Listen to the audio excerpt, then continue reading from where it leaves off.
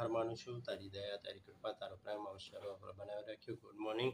આજે એક આપણા નવા ટોપિકની અંદર જઈશું, ઉત્પત્તિ પહેલો અધ્યાય, અને ત્યાં ઘણી બધી બાબતો લખવામાં આવી છે। અને જ્યારે આપણે જોઈશું ત્યારે ઉત્પત્તિ એટલે જ્યારે જે સગડું બનાવવામાં આવ્યું ત્યારે દેવે માત્ર શબ્દનો ઉપયોગ ત્યાં કર્યો છે। ઉત્પત્તિ પહેલો અધ્યાય, અને ત્યાં ઘણી બધી બાબતો આપણે જોઈએ છે। આકાશોને અજવાળું, અંધારું, પશુ પક્ષી, ઝાડ, સગડું જે હતું તે દરેક પ્રકારની બાબતો બનાવવા માટે દેવે માત્ર શબ્દનો ત્યાં ઉપયોગ કર્યો છે।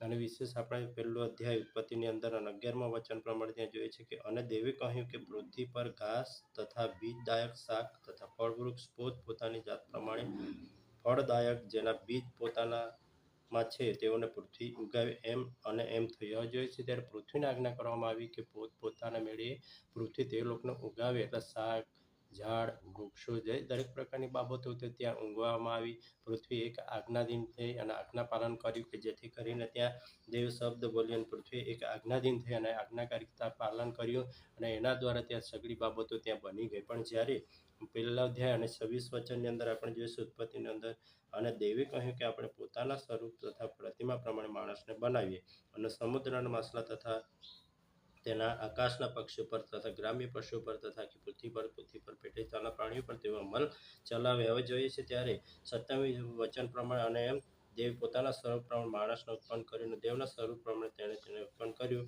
અને તેણે તેઓને નર નારી ઉત્પન્ન કરી। હવે જોઈએ છે ત્યારે આ બાબતો જ્યારે મનુષ્યને બનાવવામાં આવી ત્યારે દેવ માત્ર શબ્દનો ઉપયોગ નથી કરતો, પણ પોતાના હાથો દ્વારા તે આપણને મનુષ્યને એની રચના કરી, અને જે કહે છે નર નારી ઉત્પન્ન કરે એમ લખે છે, અને કહે છે કે તેઓને તેણે આશીર્વાદ દીધો અને હંમેશા કીધું કે તમે સફળ થાઓ અને આગળ વધો। દેવની ઈચ્છા એક જ હતી કે દેવ મનુષ્યની સાથે રહી શકે। દેવના વચન અનુસાર કહે છે જગતના અંત સુધી હું તમારી સાથે છું। જ્યારે આદમની સાથે બનાવવામાં આવ્યું ત્યારે આદમની સાથે દર સાંજની સમય દેવ પોતાની મુલાકાત કરવા માટે આવતો હતો, સંગતિ કરવા માટે આવતો હતો।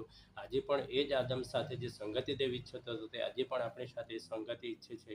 એટલા માટે દેવ આપણી સાથે કાયમ રહેવા માગે છે, અને દેવની ઈચ્છા એ જ હતી કે પોતાનું જે બનાવેલું માણસ છે પોતાના સ્વરૂપ પ્રમાણે એને બનાવી, ત્યારે એને શબ્દનો ઉપયોગ નથી કર્યો, પણ એણે શબ્દનો ઉપયોગ નથી કર્યો પણ પોતાના હાથો દ્વારા એણે આપણને બનાવ્યા, અને પોતાનો જે જીવનનો શ્વાસ હતો તે આપણને મનુષ્યની અંદર એણે વહેતો મૂક્યો છે। હવે જોઈએ છે ઉત્પત્તિ બીજો અધ્યાયની અંદર, અને ત્યાં લખે છે અને યહોવા દેવે ભૂમિની માટીનું માણસ બનાવ્યું, અને તેના નસકોરામાં જીવનનો શ્વાસ ફૂંક્યો, અને માણસ સજીવ પ્રાણી થયું। હવે જોઈએ છે જ્યારે 26માં પહેલો અધ્યાય 26 વચનની અંદર ત્યાં કહ્યું કે સ્વરૂપ પ્રમાણે બનાવ્યું, અને બીજા અધ્યાયની અંદર આપણે જોઈએ છે કે તેણે બનાવ્યું અને માટીમાંથી લીધું અને મનુષ્યને બનાવવામાં આવ્યું। એ જ પ્રમાણે ટૂંકા વચન દ્વારા દેવ